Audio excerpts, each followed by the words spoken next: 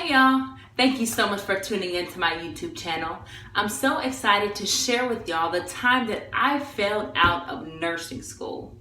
So my original major was nursing. So I'm going to school, I'm getting my, my prerequisites out of the way. It comes time to apply to nursing school. The first time I only applied to the nursing school that was at the school that I was at the time, and the results come in and I didn't get in. So my plan for the second time around is to apply to multiple nursing schools to increase my chances of getting accepted into an actual nursing school. So the next semester comes, I apply to more than one school and I get in. I am so excited. This is something that I had been working towards for about 3 years, and it was just so awesome to just be accepted into the nursing program, to be able to see the light at the end of the tunnel. This is something that I desired, that I was just working diligently towards, and so I was just so grateful that I was able to just be accepted and have that opportunity. So the first semester of nursing school is so tough. If any of you guys have been in nursing school, you know how difficult it is. And so it was really hard just trying to balance, school and the clinicals, and I was working part-time as well. So, but I was doing really well as far as like on the exams and actually in the classwork, but I was struggling in the clinical area. And for the clinicals, there's this checklist of things that you have to master. And so how it works is maybe about 200 things that you have to master. And how it works is you have to get satisfactory in each thing. If you get unsatisfactory in any of them, you automatically fail clinicals. And when it came time to do the checklist, I got unsatisfactory in one of the areas because my professor said that I lacked therapeutic communication. So she gave me an unsatisfactory for therapeutic communication, and I failed clinicals. Because it's a co-requisite, I am automatically withdrawn from all my other class. I think I was taking about 4 classes at that time, including clinicals. So they withdraw you from everything, administrative withdrawal. When I tell you I was devastated, man, that's an understatement. I went home and I bawled my eyes out. I was just so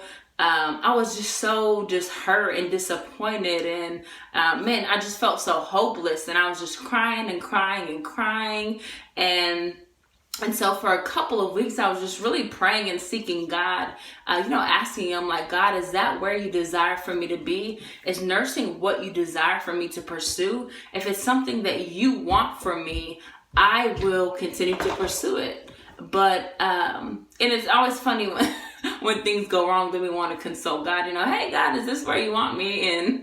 But before that, I had never asked God this question before regarding my education.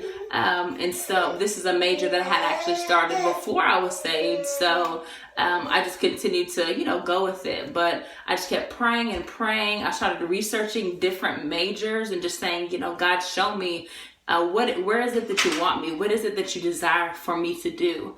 And I came across social work. And at the time, I did not know what a social worker was. I didn't even know what studying social work in school, like what kind of jobs you would get or what all that entails. But I spoke with a couple people that were social work majors, that were social workers. And I was like, wow, I believe that this is really something that I'm passionate about. I've always loved volunteering. I've always loved serving. I've always loved the nonprofit sector. And I always desired to start a nonprofit organization to serve young women. And so I prayed about it. I felt a peace about it. And I was like, cool, I'm studying social work. So I end up applying for, I go back to UTA to study social work. At the time, I'm living in North Dallas. I call my old roommate, who still lives in Arlington at the time, and I call her, and I remember so vividly. I asked her, I said, would you mind if I slept on your couch for a month, and so I can, look for a job, get back on my feet. I just felt in my heart that if I did not go back to school that summer, the semester, the approaching semester, that I would not go back to school. So I said, like, I would do anything. Just let me sleep on your couch. You know, I'll get it figured out. And she said yes. So I was like, okay, cool. I got somewhere to stay. But I still didn't have a job lined up, mind you. But I was like, I don't care. I was just taking that step of faith and just trusting that even though I couldn't see what was really happening or see how everything was going to line up or play out, I just trusted God so much. He just gave me such a peace about it. So a couple of weeks before the summer semester started, another friend, one of my sisters from church, she called me and was just talking to me and said, you know, we have an extra guest room. You're more than welcome to stay there. And, you know, we won't charge you anything right now, but, you know, until you get on your feet, and then we'll kind of talk about a price that's reasonable for you. And so, man, that was such a blessing. When I tell you, y'all, I stayed with them and I paid $350 a month. Tell me that is not God.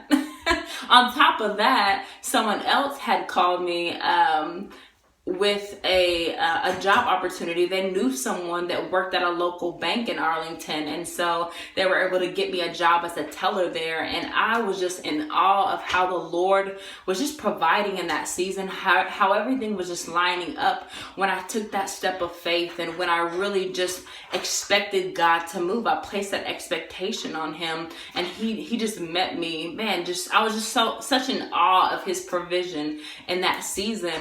And so I got into social work, which, like I said, is something that I'm super passionate about. I just love serving. I love helping. I love giving. And if you guys don't know, like, social work, it's such an just a phenomenal profession, and they're such givers. They work with really just the least of these, and so that was something that I was so passionate about. What I really think is so beautiful about that season is that even though things didn't work out as I had planned initially or as I desired, like, God really worked. You know, the scripture says that all things work together for our good. You know, I fell out of nursing school, but I met my husband while I was in nursing school. So, you know, that worked for my good. When I moved back to Arlington after I fell out of nursing school, me and my best friend, we started Young Women Lead, which is a nonprofit organization in Texas.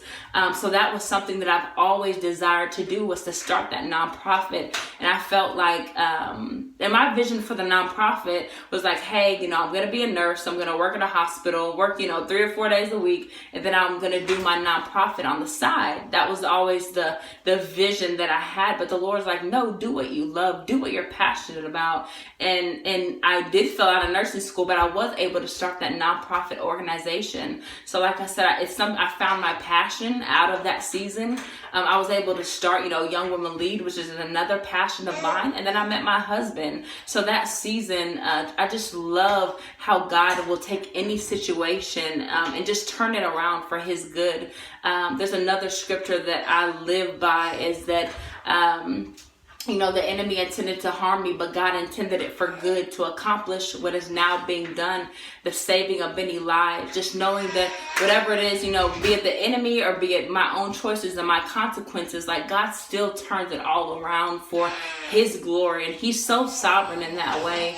And so I just want to encourage you guys, one, to really just use your imperfections and your failures in life to bring God glory, and to really show people that at the end of the day, you know, all things are going to work together for their good. And just encourage you guys that if you're in a season where you need direction, I would encourage you to pray and fast, or really just seek God wholeheartedly. He'll speak to you. Not only that, but just to be sure to really just operate in faith every single day, and just place that expectation on God, place that expectation on him, and he will meet you there. He will meet you at your level of faith. And so I really just pray that this video blessed you guys. Please, I love to hear your comments. If you've been in a situation that's similar to this, or if you can relate, or if you're currently going through something like this, be sure to like, subscribe, and share. I really want to try my best to do videos for you guys every week, but please just be patient with me. But I love you guys so much. Y'all have a wonderful evening. Bye.